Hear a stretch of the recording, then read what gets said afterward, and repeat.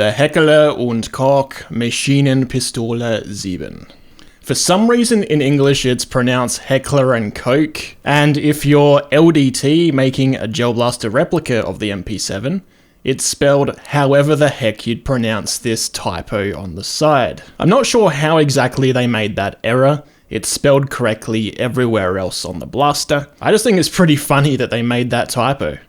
The LDT MP7 is imported into Australia by WAT International, and they distribute it to smaller retailers such as Safari Zoomer Tactical here in Adelaide, which is who I bought this through. This blaster comes in 2 different color variations. You've got the tan version that I got because black is a little boring in my opinion, but it also does come in black if you want to get the black version. Now, those of you who know your MP7s are going to say that the A1 never came in a tan color. The newer 2014 released A2 does, and what you could do is cut off this vertical grip here and put a Picatinny rail there, and you've got yourself an A2. Personally, I'm not going to bother. I'm happy with the tan, even though it's not actually correct for an A1. Due to the laws in South Australia, I had to wait 3 days after paying for this before I could pick it up.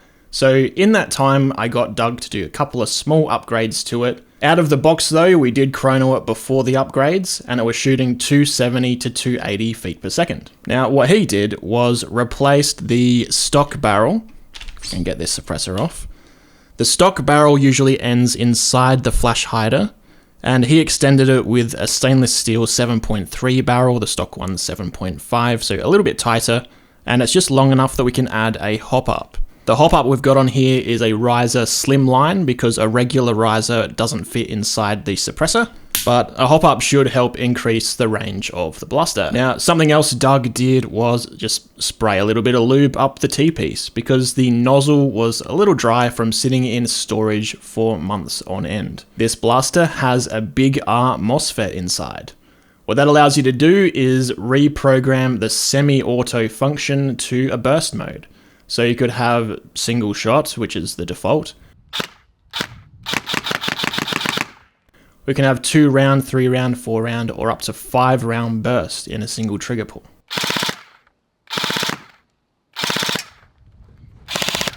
Personally, I'm a huge fan of 5 round burst because it makes red dot sights actually usable. Gel blasters are notoriously inaccurate, but in a 5 round burst, generally at least 1 shot is going to hit what you're aiming at. The MOSFET also gives this automatic mag prime when you insert the mag.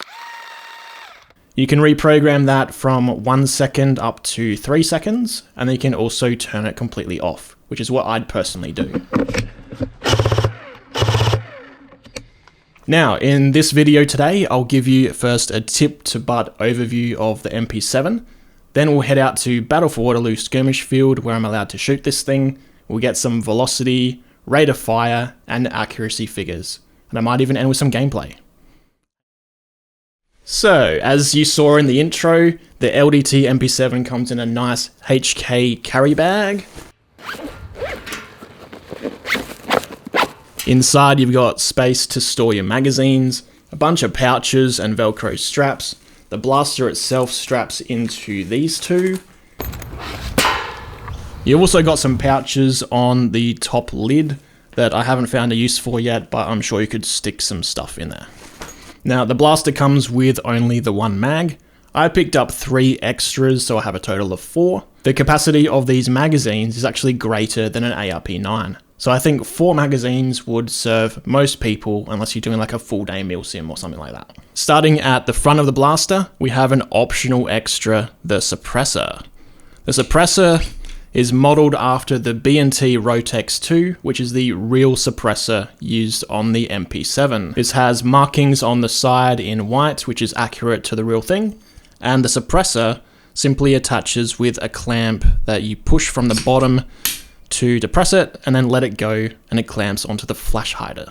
The suppressor has a hollow tube that goes all the way from the back to the front, so if you ever get a stray gel ball that like hits the side of the wall of the suppressor on the way out, it's still gonna actually make it out the end of the suppressor. So you won't get it gummed up with gels like some of the other suppressors on the market.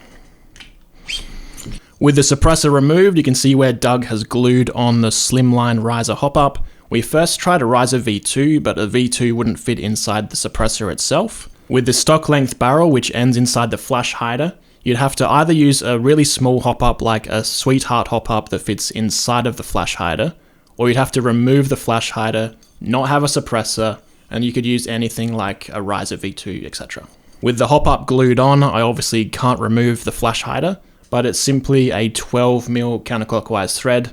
Most attachments and stuff are a 14mm counterclockwise, so you'd need to use some kind of adapter if you want to put something else on it. Moving on, this here is the battery compartment. To open it, simply grab the bottom of it and push out. It fits over the flash hider. Now, the battery that goes in here is an odd one. It uses an XT30 connector, which is pretty uncommon in gel ball, but it's better than a JST or Mini Tamiya because it can handle 30 amps. It's also slightly smaller than a Dean's, and what I did is I had some spare batteries lying around that came with other gel blasters, and I just got Doug to adapt the connector on them to the XT30.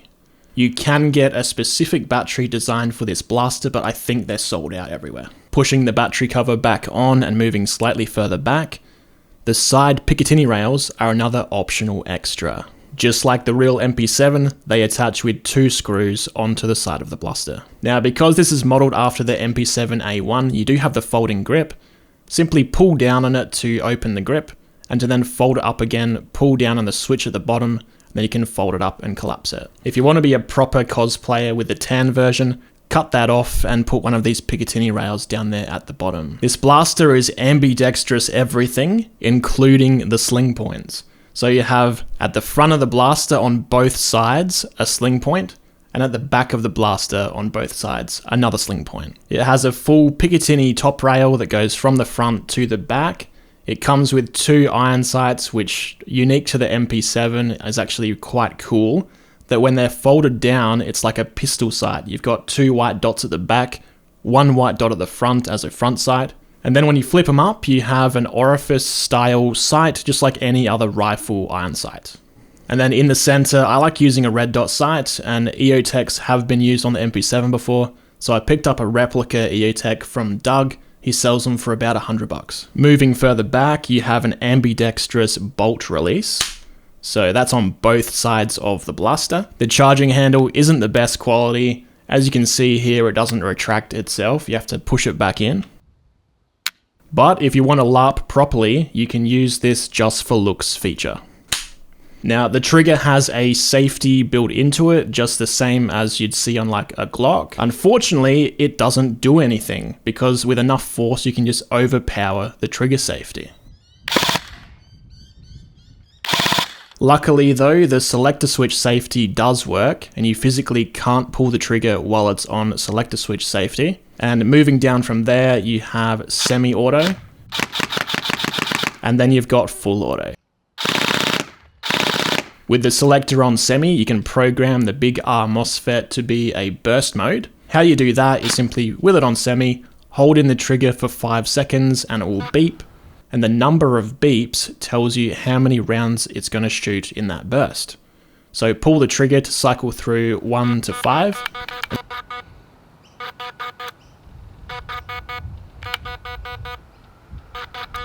Then once you've chosen, so it's beeped 5 times if you want 5 round burst, flick it down to auto and then back up to semi. And similarly, if you don't want the mag prime, do the same thing but hold it in for 8 seconds, and then if it beeps 4 times, it'll actually be off. And 1 or up to 3 beeps is how many seconds it'll prime for. At the bottom of the trigger guard, you've got an ambidextrous mag release.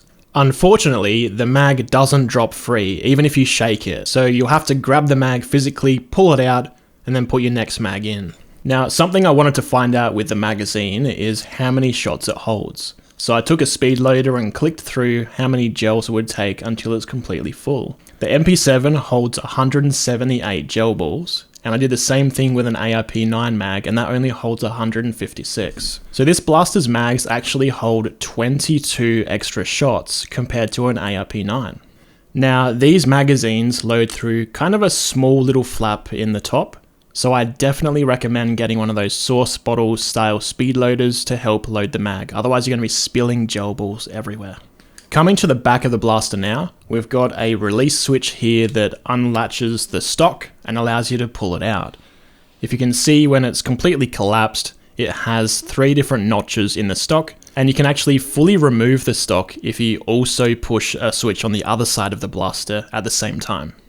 On the side, you'll notice 2 takedown pins, and just like the real thing, there's storage for those 2 pins in the bottom of the stock so you don't lose them. In addition to removing those 2 pins at the back though, to get the gearbox out, you'll have to remove the trigger, the bolt release, and the selector switch, as well as the 2 Picatinny rails at the front if you have them installed. If you want to see a full takedown of the MP7, it's actually the same exact process and a very similar gearbox, if not the same, as the Umarex Airsoft version. There's plenty of videos of those on YouTube. Just type in Umarex MP7 takedown, you'll be able to see how it all comes apart. Now, because this uses the VFC gearbox from the Umarex MP7, it does mean all the parts are proprietary and it's not going to work with standard gear sets. But honestly, aside from HPAing this, I don't think there's a lot you could really do to up the rate of fire, unless there is some kind of better ratio gear set available. And that pretty much wraps up the overview of the blaster.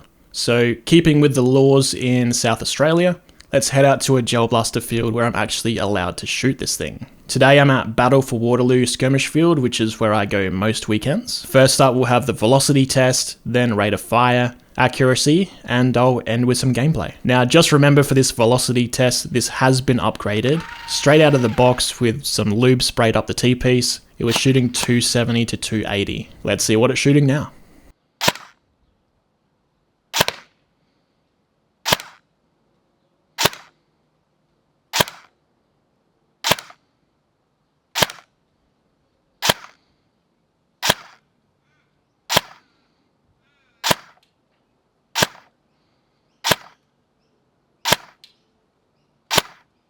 So it got a high of 312, a low of 277, and an average of 298. I'm quite happy with that average of 298 because 300 is the goal at Battle for Waterloo. But now let's check the rate of fire.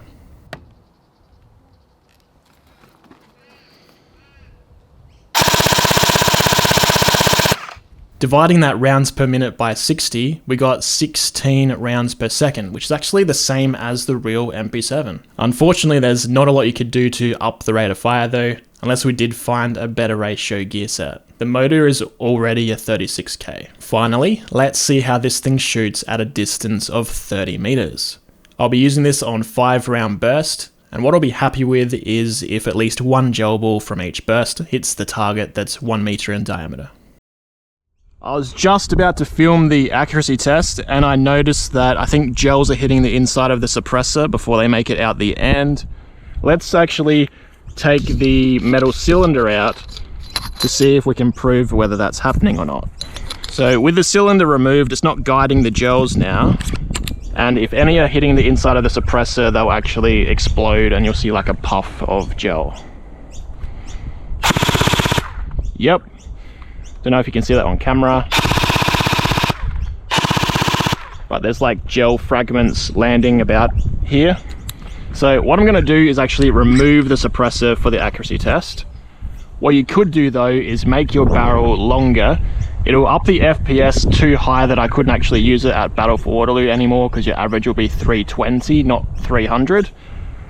Another option, and something I'll probably use in the gameplay, is you can simply just remove the end cap here, and it'll still look pretty cool from the side view, but if you look at the front, it's just going to be hollow inside.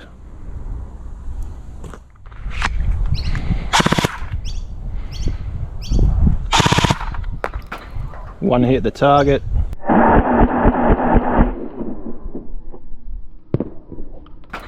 One hit the target. One hit the target. Couple hit the target. One hit the target. Couple hit the target.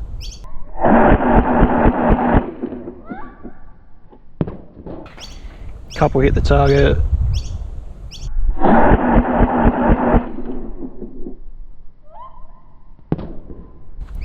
One hit the target.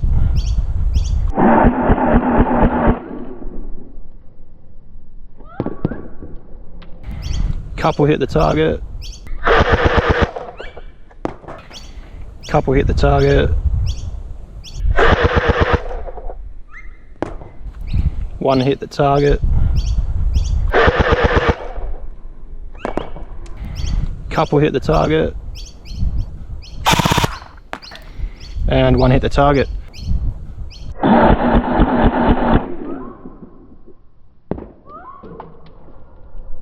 And one hit the target.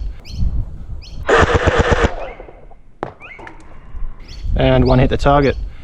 I have to say, guys, it's not as accurate as a Nerf blaster sniper, but it is a gel blaster. It's not going to be. Out of those 5-round bursts, every single trigger pull had at least one of the shots hit the target. And in CQB like this, of course, you're going to be hitting people every single time. Hey guys, Future Brad here, 3 days in the future to be precise. I've just got back from Safari Zoomer Tactical, and let me explain to you why I like to field test blasters as part of the review. After doing the accuracy test, I played a skirmish at Battle for Waterloo, and it was going really well. As you'll see in the gameplay later, I was getting plenty of kills with this blaster. It was performing quite well. And then about halfway through the day, it simply stopped firing. Well, gels were just kind of dropping out the end of the barrel. Now, as I said, I've just come back from Doug at Safari Zoomer Tactical here in Adelaide, who's completely fixed the issue for me. But what had happened is during the gameplay, the return spring had snapped. What happened then is the tappet plate collided with the gears and completely warped, as I'll show you in this picture overlaid. Now, after having a read on Gel Blaster forum, I found out I'm not the first person that's happened to either. Another person up in Queensland had the exact same thing happen with theirs. So WAT are going to be importing replacement spare parts of the tappet plates and return springs, and Doug is offering to fix it every single time it breaks if it keeps happening. But anyway guys, that is why I like to actually field test the blasters, run them for a whole day of gameplay to see if any issues like this arise. Now that it's fixed though, I will definitely keep using this blaster. It was amazing while it was running. A lot of fun to use, and the compact size was great in CQB environments. But now I'll leave you with that gameplay footage. Make sure you like, comment, subscribe, and all that kind of stuff, and I'll see you on the next one.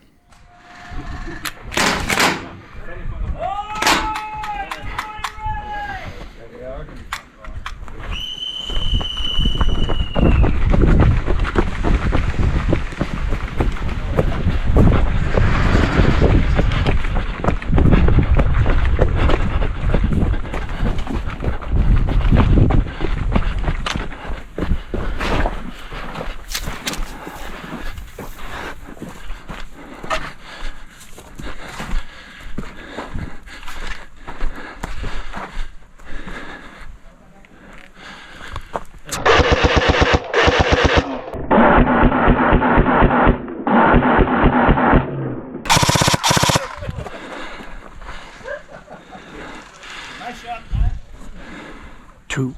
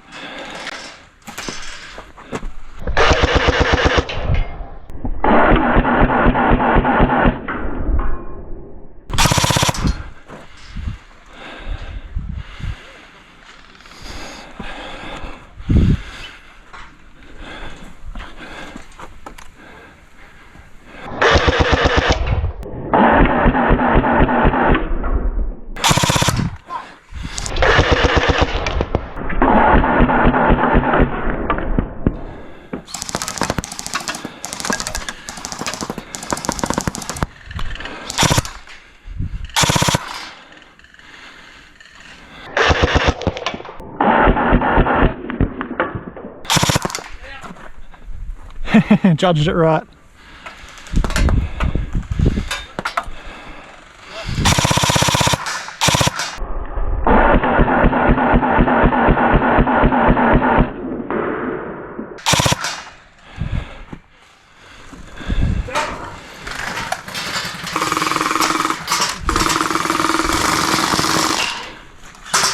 This is my killing spot. Will do. Grenade! Fuck!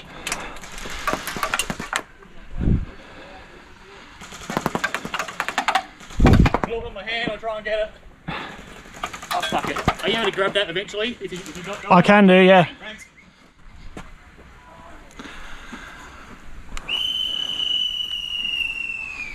Didn't die. I reckon I'll go to the new army base that he's built. Try and get like a forward position, shooting at where they come from. Oh, that flank Up there towards the container. Make sure that you actually feel it.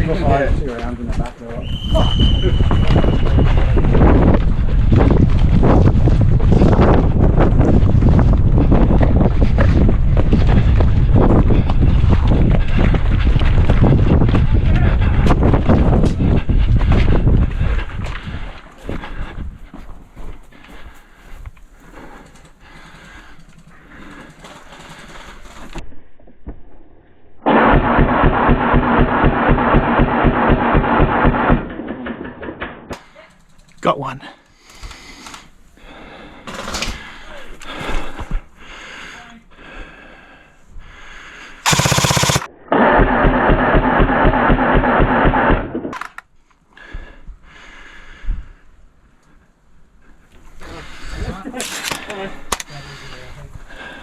Yeah, ally. Yep.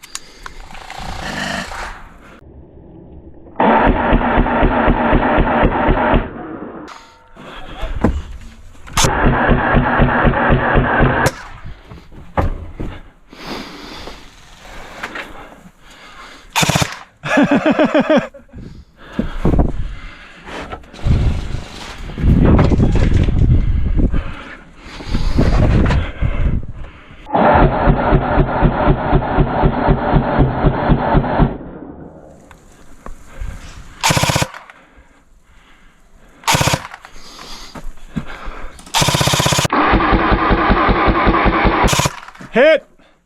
Got my hand.